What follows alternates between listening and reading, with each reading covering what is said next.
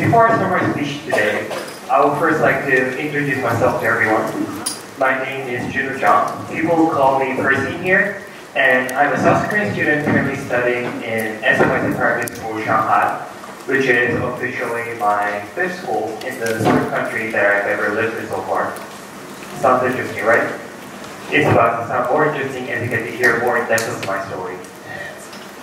So, today I'm here to talk to everyone about the importance of embracing change in our lives. Change is something that is continuously happening throughout our life. For example, you go through change in your environment, but you get to move to a new place. You go through change in the people surrounding you, but you get to meet new people. Even right now, you might be going through change in your way of thinking or your perspective through listening to my speech or other speakers' speech. So now, we know here that change is an inevitable thing. But let me ask this question. Does everyone love facing change? I guess not. According to Dr. Schuller in University of Texas Health Science Center, the reason why people fear change is because the risk of change is seen much greater than the risk of standing still. This is perfectly reasonable, but however, this would mean that we're not, if we decide not to move away and just not face change, this would mean that our life is never going to get any worse, but at the same time, it's not going to get any better at the same time. Imagine you have to move to a country that you have never been to before, like tomorrow. Say that you know nothing about the country, you don't know how to speak the language spoken in the country. Would you be totally paranoid and be like, no, I don't want to leave my lovely Shanghai? Well, if you think that you'll be totally paranoid like this is probably because change as a risk that can destroy your stable life. Why don't you take a little change in your perspective over here and see change as an opportunity instead of something fearful? I was born in May 17th, 1999 in Korea, and I was raised up as an ordinary Korean child until when I was in 4th grade. This is what you call a stable life in here. I was pretty much content with my life, I like my friends, and I like my school, and I like the environment around me. And one day, I heard that we had to move to a really, really far place, which was Malaysia. Malaysia, like, I've never even heard about the country, but maybe because I was young, and I didn't really think much, so I just arrived in Malaysia without any worries, completely carefree. So the problem came when the first day of school started. I found out that I couldn't speak English, so I just sat in the middle of the classroom with my brain completely empty. I couldn't understand what the teacher in front of the blackboard was talking about. I didn't know what my foreign friends were like talking to me at all. So I was really fearful of this. I really felt like running to my Korean friends at the corner and just talking Korean with them. Well, what do you think would have happened if I did that? I personally think that if I did that, I want you to be standing here right now, giving a speech to English to everyone right now. Yes, I didn't run to my Korean friends. Instead, I decided to accept the fact that I had to embrace the change and break through the language barrier that I'm facing. What's the point of coming to a foreign language and studying at an international school if I was still going to speak in Korean with my Korean friends? From this moment, I decided to practice more to talk in English, so I stayed alone after school all the time to ask the teacher what the homework written on the blackboard was. I approached my foreign friends with a broken English, trying to communicate in simple sentences with them. I still remember myself sweating all over just trying to do this, and repeating the same process for nearly more than 6 months. I found that my English skills gradually began to improve, and by my second year in Malaysia, my English has improved to a really fluent degree. So this would not have been possible if I had just gave up to embrace the change and run to my Korean friends. As a result of this change, I was able to acquire a really valuable skill, which is English language. English is really a valuable skill for you to have in this globalized society. So now, I was pretty much settled in Malaysia, but I heard that now I had to go back to Korea. Well, when I first heard this, I was actually quite happy, because what's out of my mind was wanting me to go back to my stable life that I've been continuously having for 10 years.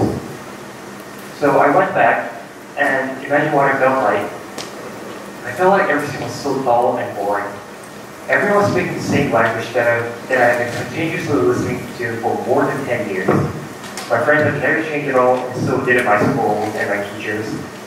I couldn't stand it. Having read through change once, my mind was unconsciously longing for another one. So, after my 1 year life in Korea, I heard that we had another opportunity to move to a new country, which is China. So, I got this opportunity again to embrace change after I arrived at Beijing. But there was another problem this time. Well, I couldn't speak Chinese at this time. So, I was put to 6 months basic introductory Chinese class with my Korean friends, and I was put directly into a local Chinese school afterwards. Well, some people might think this is crazy, and I'm just think of it now, it could have been a crazy position, but having to change once, my previous experiences really aided me a lot. So, like what I said before, when I was in Malaysia, I tried to engage more with my foreign friends to speak English with them, and this process helped me to change into a more sociable individual than I was before. Using my dissociability, I again approached my Chinese friends with a broken Chinese at this time to speak more and just to improve my Chinese skills. So with the same process again, my Chinese again gradually improved, and I thought I put this point in right here. So after this experience, I moved school for 1 more time, and I got to move to Shanghai last year. So, and afterwards, I got to study in SMIC private school, which is the school that I'm currently studying in right now. Honestly speaking, SMIC is one of my most favorite schools that I've ever been among all the 5 schools that I've ever been to. So, talking about SMIC, there's one pillar of SMIC, which are the 4 expectations students are expected to follow. One of them is called global citizen. The Esler reads the following. Students will engage in positive active citizenship through respect for the environment, commitment to charitable causes, and an appreciation for cultural diversity.